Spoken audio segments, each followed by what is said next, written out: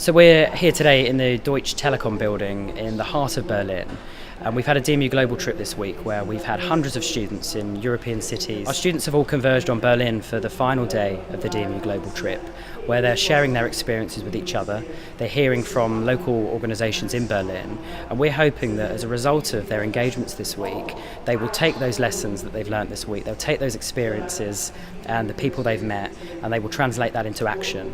We're a university committed to the public good, and we've got a commitment to delivering the Sustainable Development Goals, particularly SDG 16, which is focused on peace, justice and strong institutions. And our students are that change, and they need to be the ones that come back to the UK and spread that message, build that coalition and take action. I've been discussing the sort of label of refugee, and it's something that I've never really thought about, but it's a nice sort of advancement into the understanding of it all that I would never have been aware of otherwise. I think it's been really great, actually. I wasn't expecting it. So today I've just listened to the workshop of Youth of Europe, and I've literally just taken from it that everyone's different and everyone has different experiences. We have to come together and work together to make change, because if we're not part of the solution, we're part of the problem.